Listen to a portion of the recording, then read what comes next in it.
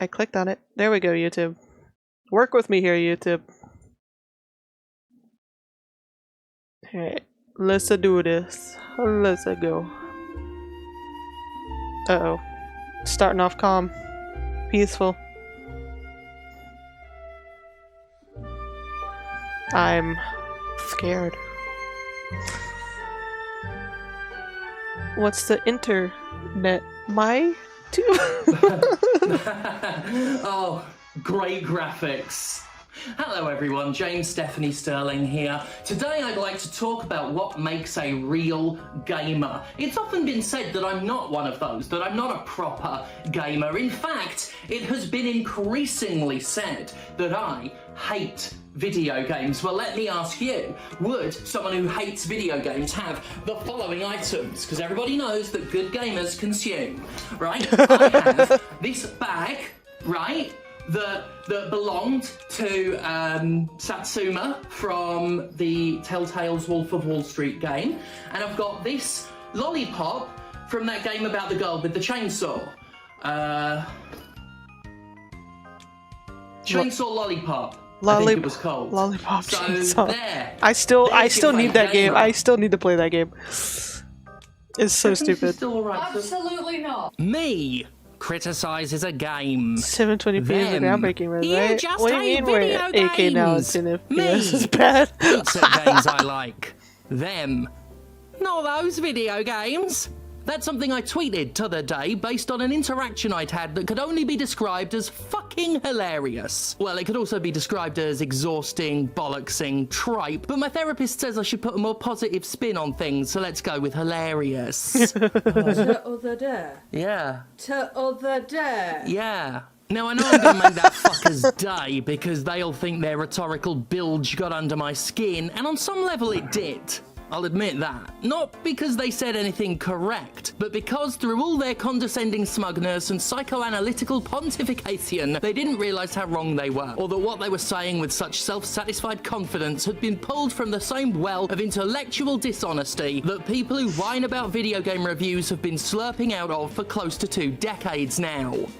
Basically, I was accused of hating video games. Some people making these comments that are funny because I have making the same comments from like 10 years ago, 20 years ago. to play through the Final Fantasy Pixel remasters. I love them so much that I've been capturing footage from them to put in this video about how I hate video games so that I could keep playing them but justify playing them by calling playing them work. It's a hard job, but somebody's got to do it. This was all in response to a recently published review of Dead Island 2, a beleaguered game that finally came out to the surprise of everyone and the interest of presumably someone. I gave it a 6.5 after describing a game that was perfectly adequate. It's a one-note zombie slasher with tedious exploration and very little to say for itself, but it's got impeccable gore effects and the combat, 6.5 isn't a bad score. bereft of highs or lows, is It's fun until it slightly drains you above of mental average. investment. It's a game that never gets better, but conversely, it never gets worse. It's fine. Sufficient. I don't think a lot of people I understand don't know if just I because it's like not an video 8 game or reviews 9 or anymore. 10 Lamented doesn't one mean it's a commenter. bad game. It's always It's not how tied with the- negativity. It's not Well, how I pointed out review- that review literally scores the last work. 2 reviews I wrote before this one, Dredge and Bone Razor Minions, were completely positive affairs. They just kind of ignored me. They ignored me to go on one of many, many long essays Yeah, about 5 how out much of I 10 hate is games. the bar. In these It's manifestos, the average. commenter pretty much ran the gamut of complaints Anything about above a negative 5 reviews that I've had to sit and read over is and above over average. again It's a since good. fucking 2006. Every time Sterling comes out with a review of a new game, it's always written as this part is good, but this part is terrible. Every single review is video games are trash now, but at least it looks pretty. That's you. That's right, I am pretty trash. I mean, I'm trash that's pretty. I mean, I'm also pretty trash. Never a game, apart from, let's say, Disco Elysium, gets the 10 out of 10 treatment. No issues, great gameplay, great story, no hiccups at all from them. And it's always the pretentious games, such as Disco, that get it. Sterling, you can like mainstream games. It's not against the law. But then it becomes a question, is it the game's fault for your negativity? I mean, according to If a game is inherently Nintendo, bad, does reporting it kinda on said is. badness pass the torch to you as the reviewer? Do you then, by proxy, become the voice of negativity for the game? That's very philosophical. Was it philosophy, or was it almost a breakthrough? That's true. It does ask the question, is it your fault if the game is bad? Which I would answer no. You must admit, you enjoy a bit of kicking the devs around, no? You're not one to go easy on them for a poor design choice. All I'm saying is you could take a page from ACG, and to a lesser extent Jake Baldino. Their reviews are neutral, scientific, and spec-based, with a final point of day one, wait for sale, deep sale, never touch. Don't believe me? Don't believe me? Show me your 100% save game file for Dead Island 2, Jim Sterling. Show me the Platinum Trophy or the Xbox Steam equivalent. Show us your max level character and all the side quests completed before passing judgment. Do it. Do it, go on. No. It's too monotonous to even complete. But not monotonous enough to character assassinate a game that's been in dead hell for 10 years. I don't know how that's my responsibility. They gave it an I just above feel the average score is score. wrong, and the review is biased. That word. Based off of bad previous experiences with these Techland Dead Island zombie games. I liked the first Dead Island. Like, this is where we get into that, like, armchair psychology. The bias, again with the word, is showing more than ever. And I'm sorry, but I believe criticism is needed sometimes when someone truly sees an issue forming. So do I. It's why I write game reviews. And then the final bit, which I had to include, which is just solid gold. You aren't the only voice that matters in this regard. Video games are bigger than Jim Stephanie Sterling. What the fuck? No, they're not.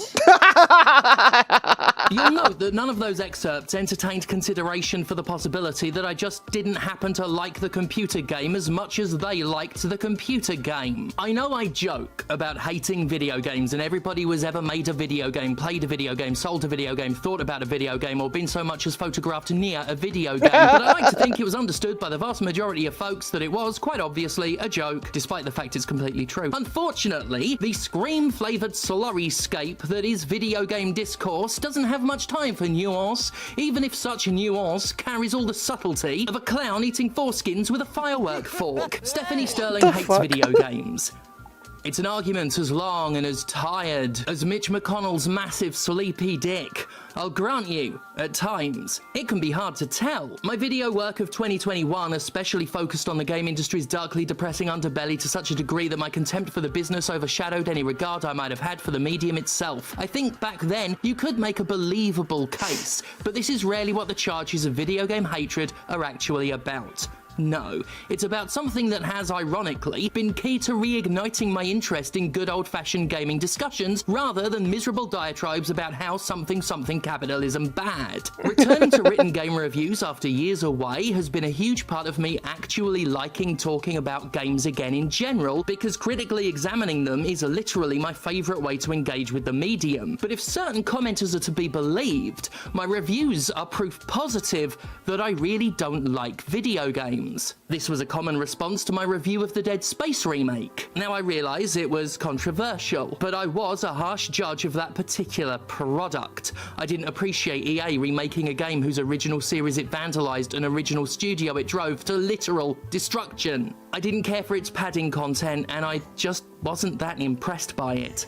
In the aftermath, I got to read many self-assured, or rather self-reassuring comments saying that I shouldn't review games anymore because I clearly don't like them. And it seems to be a thing now, an increasingly common response whenever I write a review that disagrees with the majority opinion that goes against the community-wide mandate of what games we should all like. Really, when has my critique ever marched in lockstep with what the wider gamer community thinks? If you believe not giving obligatory 9 out of 10s to AAA games is proof that I started hating games. Son, you ain't been reading my reviews very long. While it's coming up way more often, the argument itself is about as old as my career. The first time I remember seeing someone try to invalidate a review of mine by speculating on my likes and dislikes was Final Fantasy XIII. My low score and critical evisceration certainly rattled some cages at the time, though let's face it, history vindicated me there, and many people scrabbled for the usual petty excuses to discredit my writing. They're bad at games, they're doing it for clicks, they didn't play it, and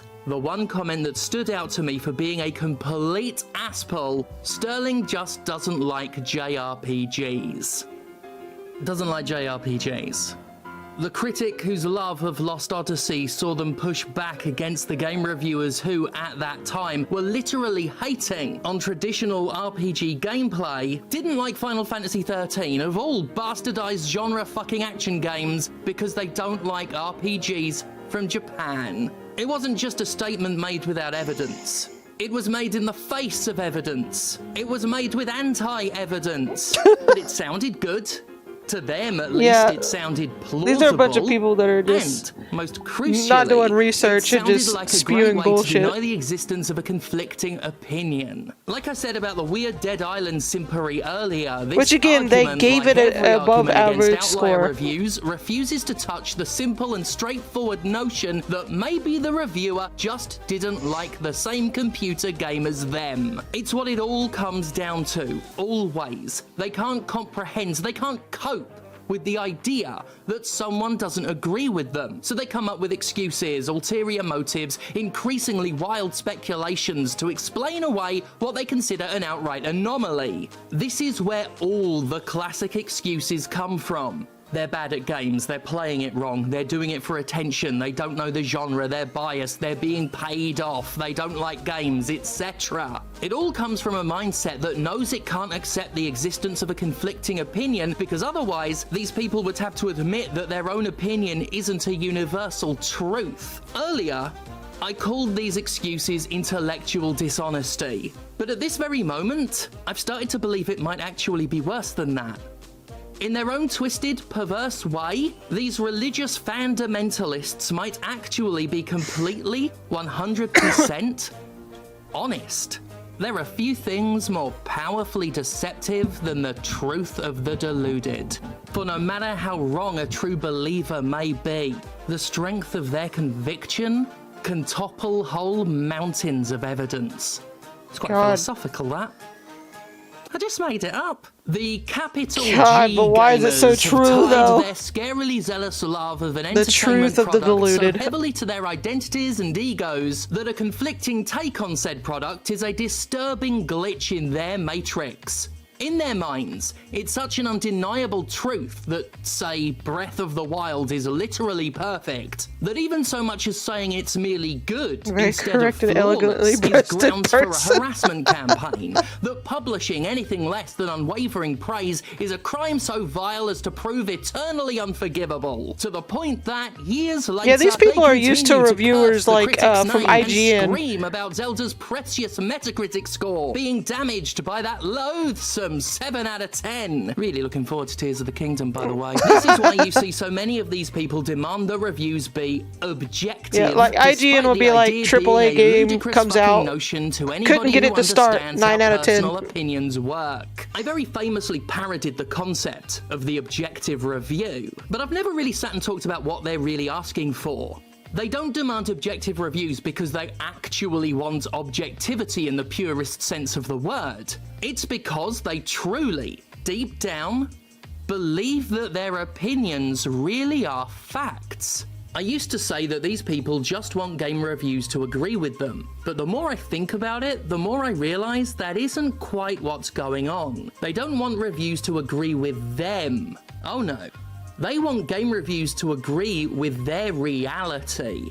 None of them ever explain exactly what they mean when they say a review needs to be more objective or more fair, and it's because from their point of view, they don't need to.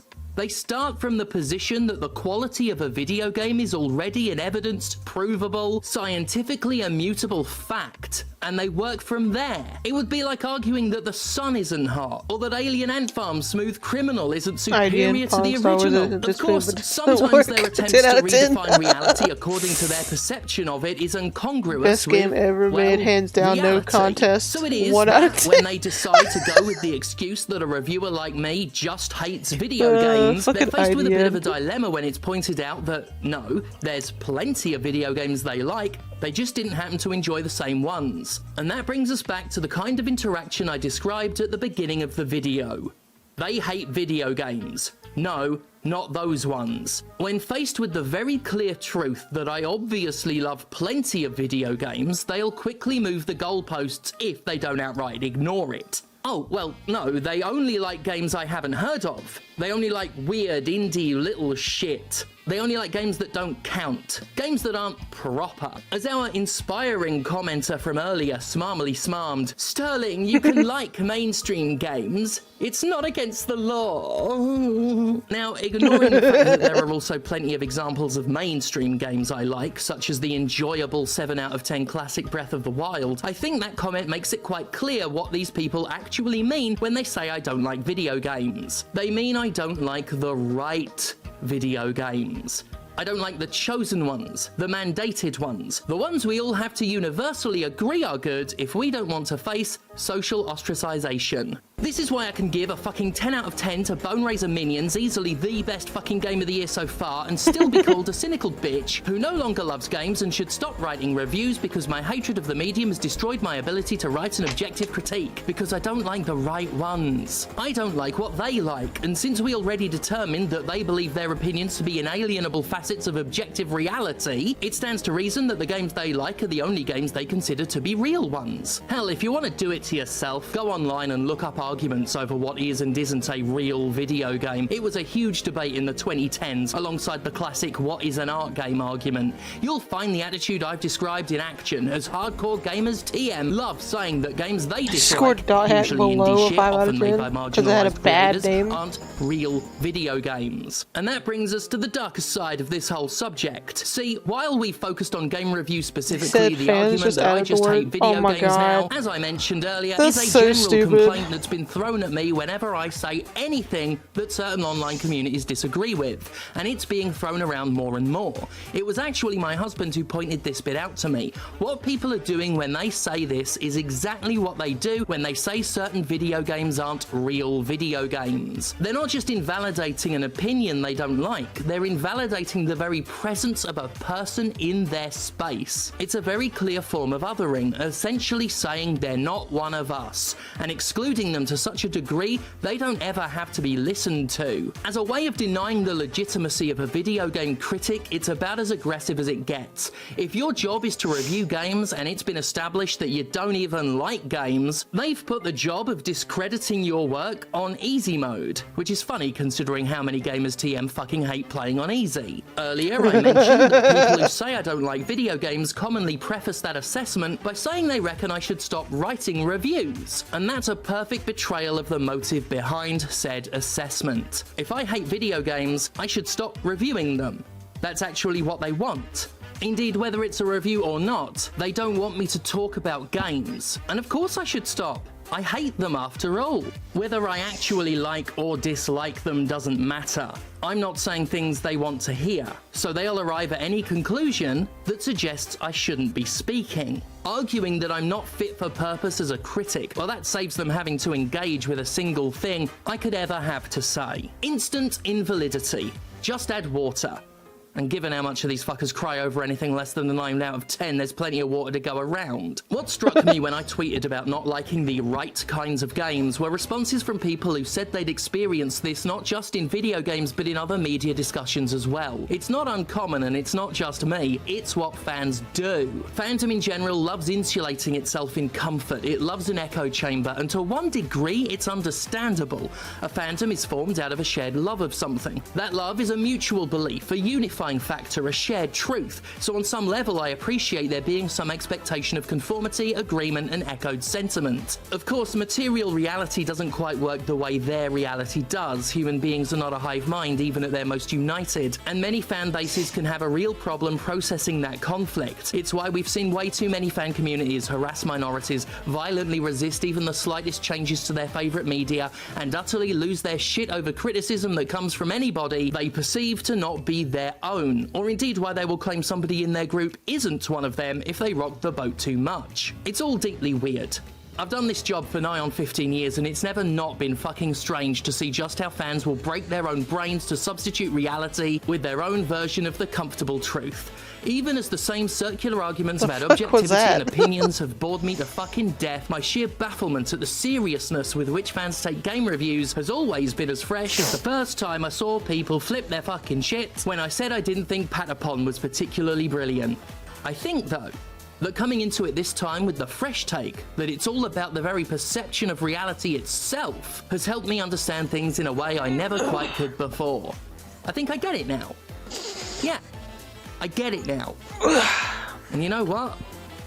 It's still fucking stupid. If I gave you just a little lick, though, just a little lick, just for a taste of it, just for the flavours, for the nutrients. We have candy floss grapes in the kitchen. Why eat that and be upset and confused when we could eat those and be upset and confused? Candy floss grapes are very confusing. Anyway, it's time to wrap up today's video. As I was preparing to do the what last the fuck is a candy floss grape? What the whole You Hate Video Games and how I wrapped that up as part of the in and the out crowd goes all the way back to some of the earlier sort of gatekeeping in the games community. The idea of people like fake geek girls. Do you remember that? Well, I'm sure it still happens a lot. Like the idea that fake gamer girls are out there. All these women pretending to like games for attention, as if the attention of hardcore gamers is something anybody would actually want. Yeah, no one wants your attention. It's just all part no of one wants that. You hate games, you're not a real gamer, as if that's laudable, like a badge of honor. It's not. You what? I think they called it a candy floss grape or something. I don't know. It doesn't make you special. It doesn't make you brilliant. It doesn't make you James Stephanie Sterling, who's bigger than video games, who's bigger than you, who will be a bit bigger once they finish this lollipop. Thank God for me. Oh.